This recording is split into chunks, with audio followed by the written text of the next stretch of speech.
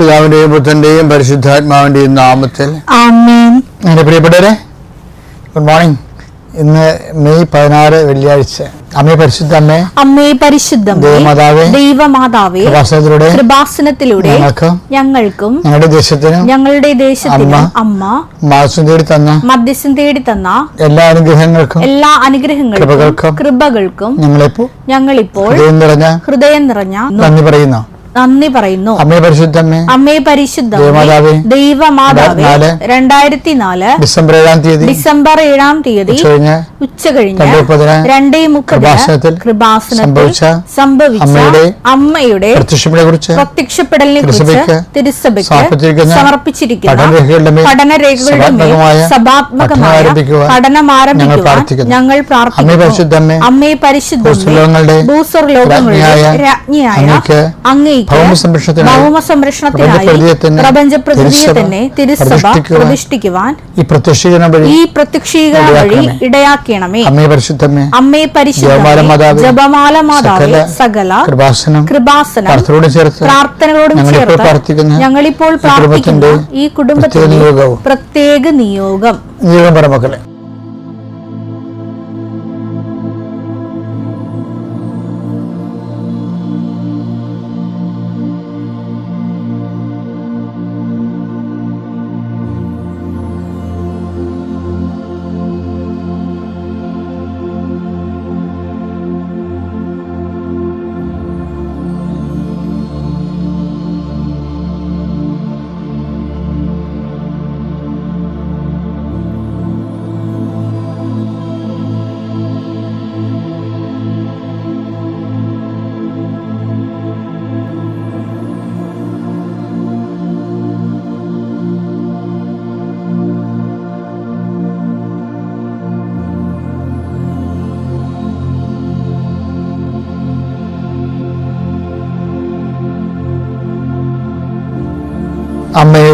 അമ്മയുടെ പ്രത്യക്ഷീകരണത്തിന്റെ അനുഗ്രഹവേളയിൽ ഞങ്ങൾക്ക് സാധിച്ചു തരുവാൻ കനിയണമേ. ആമേൻ. വിശ്വാസ പ്രമാണം. സർവശക്തനായ പിതാവും ആകാശത്തിന്റെയും ഭൂമിയുടെയും സൃഷ്ടാവുമായ ദൈവത്തിൽ ഞാൻ വിശ്വസിക്കുന്നു. അവിടുത്തെ ഏകപുത്രനും ഞങ്ങളുടെ കർത്താവുമായ ഈശോ മിശിഹായിലും ഞാൻ വിശ്വസിക്കുന്നു. ഈ പുത്രൻ പരിശുദ്ധാത്മാവിനാൽ ഗർഭസ്ഥനായി കന്യകാമറിയത്തിൽ നിന്ന് പിറന്ന് പൊന്തിയോസ് പീലാത്തോസിന്റെ കാലത്ത് പീഡകൾ സഹിച്ച് കുരിശിൽ തറയ്ക്കപ്പെട്ട് മരിച്ച് അടക്കപ്പെട്ട് പാതാളങ്ങളിൽ ഇറങ്ങി മരിച്ചവരുടെ ഇടയിൽ നിന്ന് 3-ാം നാൾ ഉയർത്ത് സ്വർഗത്തിലേക്ക് എഴുന്നള്ളി സർവശക്തിയുള്ള പിതാവായ ദൈവത്തിന്റെ വലതുഭാഗത്തിരിക്കുന്നു. അവിടെ നിന്ന് ജീവിക്കുന്നവരെയും മരിച്ചവരെയും വിധിക്കുവാൻ വരുമെന്നും ഞാൻ വിശ്വസിക്കുന്നു. പരിശുദ്ധാത്മാവിലും ഞാൻ വിശ്വസിക്കുന്നു. വിശുദ്ധ കത്തോലിക്ക സഭയിലും പുണ്യവാന്മാരുടെ ഐക്യത്തിലും പാപങ്ങളുടെ മോചനത്തിലും ശരീരത്തിന്റെ ഉയർപ്പിലും നിത്യമായ ജീവിതത്തിലും ഞാൻ വിശ്വസിക്കുന്നു. ആമേൻ. സ്വർഗ്ഗസ്ഥനായ ഞങ്ങളുടെ പിതാവേ, അങ്ങയുടെ നാമം പൂജിതമാകണമേ. അങ്ങയുടെ രാജ്യം വരണമേ. അങ്ങയുടെ തിരുമനസ് സ്വർഗത്തിലെ പോലെ ഭൂമിയിലും ആകണമേ. അന്നു വേണ്ടുന്ന ആഹാരം ഇന്ന് ഞങ്ങൾക്ക് തരണമേ. ഞങ്ങളോട് തെറ്റ് ചെയ്യുന്നവരോട് ഞങ്ങൾ ക്ഷമിക്കുന്നത് പോലെ ഞങ്ങളുടെ തെറ്റുകൾ ഞങ്ങളോടും ക്ഷമിക്കണമേ. ഞങ്ങളെ പ്രലോഭനത്തിൽ ഉൾപ്പെടുത്തരുതേ, തിന്മയിൽ ഞങ്ങൾ രക്ഷിക്കണമേ. ആമേൻ. നന്മ നിറഞ്ഞ മറിയമേ, സ്വസ്തി. കർത്താവ് അങ്ങയുടെ കൂടെ സ്ത്രീകളിൽ അങ്ങ് അനുഗ്രഹിക്കപ്പെട്ടവളാകുന്നു. അങ്ങയുടെ ഉദരത്തിൻ ഫലമായി ഈശോ അനുഗ്രഹിക്കപ്പെട്ടവനാകുന്നു. പരിശുദ്ധ മറിയമേ, തമ്പുരാന്റെ അമ്മേ, പാപികളായ ഞങ്ങൾക്ക് വേണ്ടി ഇപ്പോഴും ഞങ്ങളുടെ മരണസമയത്തും തമ്പുരാനോട് അപേക്ഷിക്കണമേ. ആമേൻ. കർത്താവിന്റെ ഉന്നതമായ നാമത്തിന് സ്വസ്ഥം ചെയ്യുന്നു.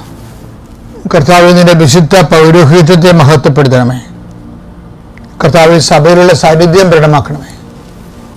39 വർഷം ഞാൻ അർപ്പിച്ച കുർബാനയുടെ യോഗ്യതയാൽ കൃപാസ്ഥാനത്താറെ ജീവനോടെ പ്രത്യക്ഷപ്പെട്ട പരിശുദ്ധ അമ്മയുടെ മാധ്യസ്ഥത്തിലെ കൃപാസ്ഥാനത്താറെ നടന്ന 10,000-കണക്കിന് ആരാധന ശക്തിയാൽ നിന്റെ കുടുംബത്തെ ഈ പ്രഭാതത്തിൽ ആശീർവദിക്കുന്നു. മെയ് 16 തീയതിയായ വെള്ളിയാഴ്ച നീ പോകുന്നിടത്തേക്കെല്ലാം കർത്താവിൻ്റെ ചൈതന്യം പ്രസരിക്കാനും കർത്താവിൽ അവലംബം വെക്കുന്ന നീ അവൻ്റെ ആശ്രയം വെക്കുന്ന നീ നിന്റെ ജീവിത ചുറ്റുപാടുകളിൽ നിന്റെ ശക്തി ക്ഷയിച്ചു പോകുമ്പോൾ, നിന്റെ സ്വാധീനം കെട്ടുപോകുമ്പോൾ, നീ നിരാലംബനാകുന്ന ഓരോ നിമിഷവും നീ വിശ്വസിക്കാൻ സ്നേഹിക്കുകയും വിശ്വാസം അർപ്പിക്കുകയും ചെയ്യുന്ന ദൈവത്തിൻ്റെ കാരുണ്യവും ചൈതന്യവും സാന്നിധ്യവും നിനക്ക് അവകാശവും ഓഹരിയും കിട്ടുമെന്ന് പ്രാർത്ഥിക്കുന്നു. നിന്റെ വഴി യാത്രയിൽ റാഫേലിനെ അയച്ചു കൊടുത്ത ദൈവത്തിൻ്റെ ചൈതന്യം തോബിയാസ് റാഫേലിനെ പോലെ കർത്താവിൻ്റെ ദൂതൻ പരിശുദ്ധ അമ്മയുടെ ആളായ്മയായി നിനക്ക് അനുഭവിക്കാൻ ഇടയാക്കട്ടെന്ന് പ്രാർത്ഥിക്കുന്നു. നിന്റെ കച്ചവട ബന്ധങ്ങൾ, ബിസിനസ്സുകൾ, വ്യാപാരങ്ങൾ, വ്യവസായങ്ങൾ, ധനാഗമ മാർഗങ്ങൾ, നിന്റെ ജീവിത മാർഗങ്ങൾ കർത്താവ് ആശീർവദിക്കുകയും അനുഗ്രഹിക്കുകയും ചെയ്യട്ടെ.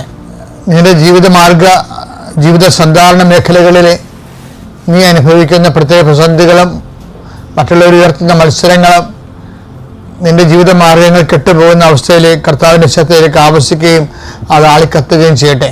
കനായിലെ കല്യാണത്തിലേക്ക് സന്നിഹിതയായ പരിശുദ്ധ അമ്മ കന്യാസ്ത്രീ മറിയം നിന്റെ ജീവിത കണ്ണുനീരെ കർത്താവിൻ്റെ ദുരസ്ഥനെ താലത്തിലാക്കി സമർപ്പിക്കുകയും ഈശോ ആവർത്തിക്കുകയും ആശീർവദിക്കുകയും അതിനൊക്കെ രത്നങ്ങളായി ദൈവത്തിന് വിലപിടിയാത്ത ദൈവത്തിൻ്റെ കൃപയായി ദൈവത്തിന് നിന്റെ ജീവിത മണ്ഡല അനുഗ്രഹങ്ങളായി തിരിച്ചു കിട്ടട്ടെ എന്ന് പ്രാർത്ഥിക്കുന്നു. കർത്താവേ, ശരീരം മുഴുവൻ രോഗമുള്ളവരെ സംബന്ധിച്ച് പ്രാർത്ഥിക്കുന്നു. രോഗം കൊണ്ട് മനസ്സ് ഇടിയുന്നവരെ സംബന്ധിച്ച് പ്രാർത്ഥിക്കുന്നു. രോഗം കൊണ്ട് സാമ്പത്തികമായി ദരിദ്രം സംഭവിക്കുന്നവരെ സംബന്ധിച്ച് പ്രാർത്ഥിക്കുന്നു.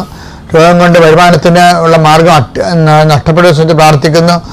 രോഗം കൊണ്ട് ജീവിതമാർഗം അടഞ്ഞുപോയതിനെ സംബന്ധിച്ച് പ്രാർത്ഥിക്കുന്നു. എൻ്റെ കർത്താവിന് ഉന്നതമായ നാമത്തിൽ സഭയുടെ അധികാരത്തിൽ കുരിശിൻ്റെ അടയാളത്തിൽ ദൈവം തന്നെ ഏറ്റവും വലിയ ദൈവത്തിൻ്റെ കൃപയായി നിങ്ങൾ നിറയട്ടെ. ജീവിതമാർഗം കർത്താവ് അതിൻ്റെ വാതിൽ തുറന്നു തട്ടെ എന്ന് പ്രാർത്ഥിക്കുന്നു. വിവാഹം ഒത്തുവരാത്തവർ, മക്കളില്ലാത്തവർ, മക്കളെ കൊണ്ട് പൊറുതിമുട്ടിയവർ, മക്കൾ പലതരത്തിലുള്ള തെറ്റായ ബന്ധങ്ങളെയും അതുപോലെ തന്നെ പലതരത്തിലുള്ള തെറ്റായ ശീലങ്ങളിലും ചെന്ന് അകപ്പെട്ടിട്ട് പ്രാർത്ഥനയുമില്ല, ദൈവവുമില്ല,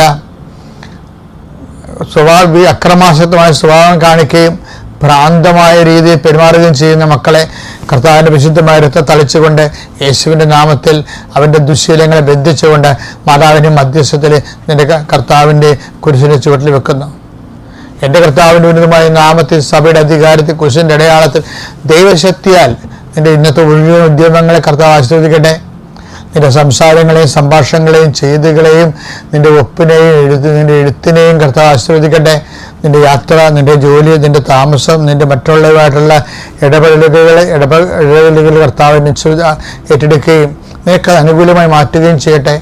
എൻ്റെ കർത്താവിൻ്റെ ഉന്നതമായ നാമത്തിൽ ഉന്നതമായ വിദ്യാഭ്യാസത്തിന് വേണ്ടി, ഉന്നതമായ ജീവിതത്തിന് വേണ്ടി ഉള്ള നിന്റെ പരിശ്രമങ്ങളിൽ നിന്റെ കഴിവുകളിൽ നിന്ന് തിരിച്ചറിയുകയും ദൈവത്തെ നീ ആശ്രയിക്കുകയും കർത്താവിൻ്റെ ചൈതന്യം നിന്നെ ആവശ്യിക്കുകയും നീ ഉന്നതമായ മേഖലകളിൽ നിനക്കുള്ള തടസ്സങ്ങളെ ഈ ഒറ്റ പ്രാർത്ഥനകൾ നീങ്ങിപ്പോവുകയും ചെയ്യട്ടെ.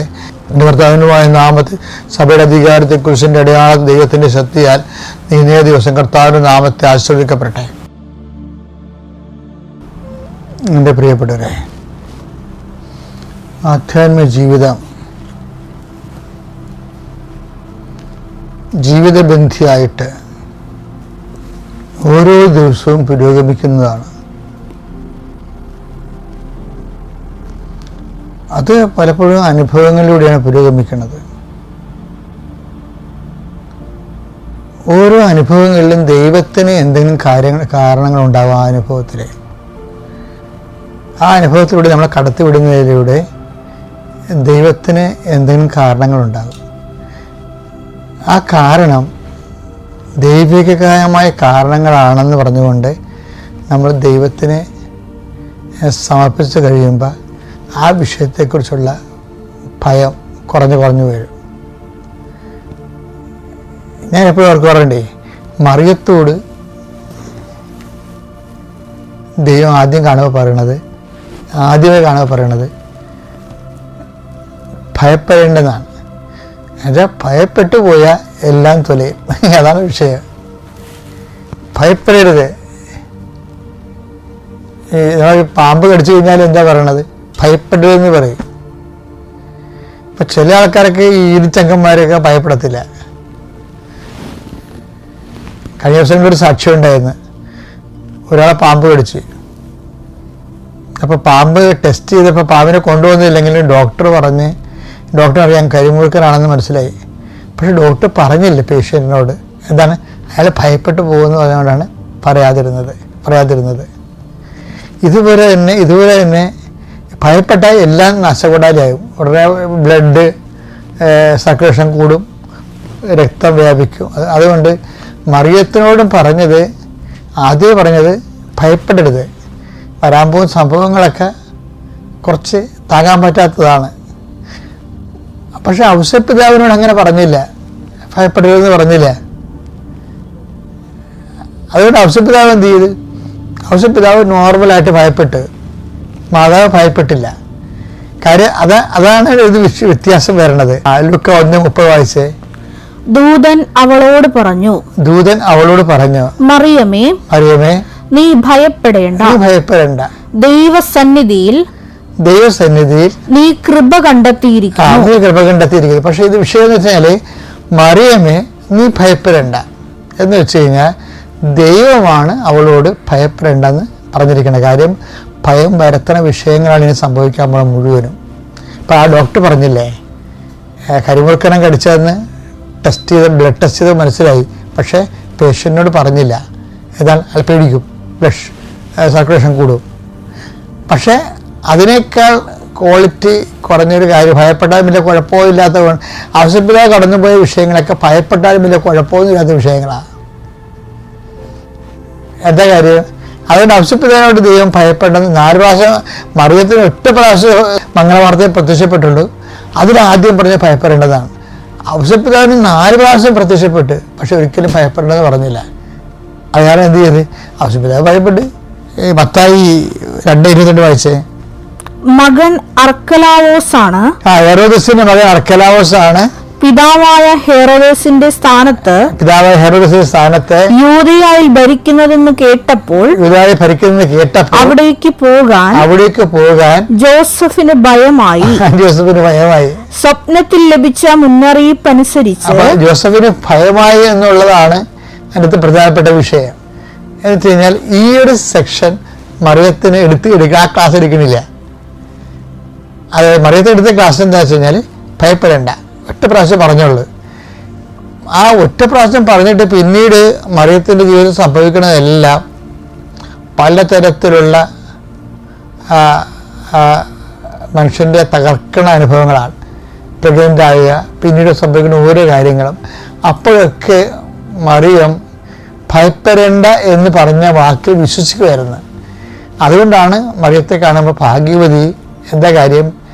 കർത്താവ് നിന്നോട് ഭയപ്പെടേണ്ടെന്ന് പറഞ്ഞില്ലേ, അതിൽ നീ വിശ്വസിച്ചില്ലേ. അതാണ് എലിസബത്ത് പരിശുദ്ധാത്മാവ് എലിസബത്തിലൂടെ പറയുന്നത്. വായിച്ചേ, ലൂക്ക 1:45. കർത്താവ് അരുൾ ചെയ്ത കാര്യങ്ങൾ നിറവേറുമെന്ന് വിശ്വസിച്ചവൾ ഭാഗ്യവതി. ഇത് വിഷയം എന്ന് പറഞ്ഞു കഴിഞ്ഞാല് ഈ മറിയത്തോട് 8 പ്രാവശ്യമേ പറഞ്ഞുള്ളൂ ഭയപ്പെടേണ്ടെന്ന്. ഔസേപ്പിതാവിന് 4 പ്രാവശ്യം പ്രത്യക്ഷപ്പെട്ടിട്ടും ഭയപ്പെടേണ്ടെന്ന് പറഞ്ഞില്ല. ഔസേപ്പിതാവ് ഭയപ്പെടുകയും ചെയ്തു, അത് നമ്മൾ കണ്ടത്. പക്ഷെ എൻ്റെ വിഷയം എന്ന് പറയുന്നത്, മറിയത്തിനോട് 1 പ്രാവശ്യം പറഞ്ഞപ്പോൾ മറിയത്തിനൊരു 4 പ്രാവശ്യത്തിന് 40 പ്രാവശ്യം പ്രത്യക്ഷപ്പെടേണ്ട കുറേ വിഷയങ്ങളുണ്ടായി മറിയത്തിൻ്റെ ജീവിതത്തിൽ. ഒരു 40 പ്രാവശ്യം പ്രത്യക്ഷപ്പെട്ടാലും ക്ലാരിഫിക്കേഷൻ ഉണ്ടാകാത്ത അനുഭവത്തിലൂടെ മറിയം കടന്നു പോകുന്നത്. മറിയം ആരാണെന്നൊക്കെ നമുക്ക് ഇപ്പോഴും പിടിയിട്ടില്ല, സത്യമായിട്ട് പിടിയിട്ടില്ല. ഒരു 40 പ്രാവശ്യം പ്രത്യക്ഷപ്പെടേണ്ട ഇടത്ത് 1 പ്രാവശ്യം പ്രത്യക്ഷപ്പെട്ടിട്ട് ഒരു കാര്യം പറഞ്ഞു. എന്താണ്? Fear not. എന്നുവെച്ചാൽ ഒരു വ്യക്തിയുടെ ആധ്യാത്മികത എന്ന് പറയുന്നത് ദൈവത്തിൻ്റെ വചനത്തിൽ വിശ്വസിച്ചിട്ട് അത് സ്വന്തം ജീവിതത്തിൽ ആക്ടിവേറ്റ് ചെയ്യുമ്പോൾ എപ്പോഴാണ് ഭയം കുറഞ്ഞ് ഭയം ഇല്ലാണ്ടാകണത്. ഞാൻ ഒത്തിരി പേരെ ഈ കൗൺസിലിലൂടെ ജീവിതത്തെ കണ്ടുപറ്റിയിട്ടുണ്ട്. ജീവിതത്തിൽ പ്രശ്നമുണ്ട്, പക്ഷെ അവരത് ഏശുന്നില്ല. എന്താ കാര്യം? അവർ ദൈവം കൂടെ ഉണ്ടെന്നുള്ളൊരു ബോധ്യത്തിൽ ദൈവത്തിന് ആ വിഷയത്തിൽ പരിഹാരമുണ്ട്. കർത്താവ് സമയമാകുമ്പോൾ കർത്താവ് പരിഹരിച്ചുകൊള്ളും. അങ്ങനെ ഒരു വിശ്വാസത്തിലേക്ക് വരാനാണ് നമ്മൾ ഉടമ്പടി ജീവിതത്തിൽ നമ്മുടെ നാം പുരോഗമിക്കുന്നത്. അല്ല ഒന്ന് പുതുക്കി ഒരു കാര്യം നടന്ന് സാക്ഷ്യം പറയാം, അങ്ങനെയുള്ള പരിപാടിയൊന്നും ഇല്ല. മറിച്ച് ഇതൊരു യാത്രയിൽ നമ്മൾ ഭയരഹിതമായി 0 ഫിയറിലേക്കാണ് നമ്മൾ പോകുന്നത്. മറിയം കുരിശിൻ്റെ ചുവട്ട് നിൽക്കുമ്പോൾ 0 ഫിയറാണ്. എന്താണ്? അവൻ്റെ രാജ്യത്തിന് അവസാനം ഉണ്ടാവുകയില്ലെന്നുള്ള വാക്കിൽ അവൾ വിശ്വസിച്ചാണ് നിൽക്കുന്നത്. അല്ലെങ്കിൽ അവർ കിടന്ന് കുരിശിൻ്റെ ചുവട്ടൊരു അമ്മയല്ലേ, ഒരു കുറേ ഇറച്ചിയായിട്ടല്ലേ ഈശോ മോടി തൂങ്ങണത്. ആരായാലും വീണ് പോകേണ്ടതല്ലേ, വീഴത്തില്ല. ഫിയർ നോട്ടെന്ന് അവളോട് പറഞ്ഞിട്ടുണ്ട്. ആദ്യമേ ഭയപ്പെടേണ്ട എന്ന് പറഞ്ഞിട്ടുണ്ട്. ഈ കുരിശുമരണത്തിൻ്റെ തലേ ദിവസം അമ്മയ്ക്കൊന്ന് വേണമെങ്കിൽ ദൈവത്തിന് പ്രത്യക്ഷപ്പെടാമായിരുന്നു. മറിയം നാളെയാണല്ലോ ദിവസം, ഭയപ്പെടരുതെന്ന് പറയാം. പക്ഷെ പറഞ്ഞില്ല. മറിയം കുറിച്ച് വിട്ട് ഭയപ്പെടാതെ നിൽക്കുമെന്ന് ദൈവത്തിന് നല്ല വിശ്വാസമാണ്. മറിയത്തെ കണ്ടു പഠിക്കണേ. ജീവിക്കണമെങ്കിൽ മറിയത്തെ കണ്ടു പഠിക്കണം. അതാണ് ഞാൻ പഠിച്ചത്. Praise the Lord.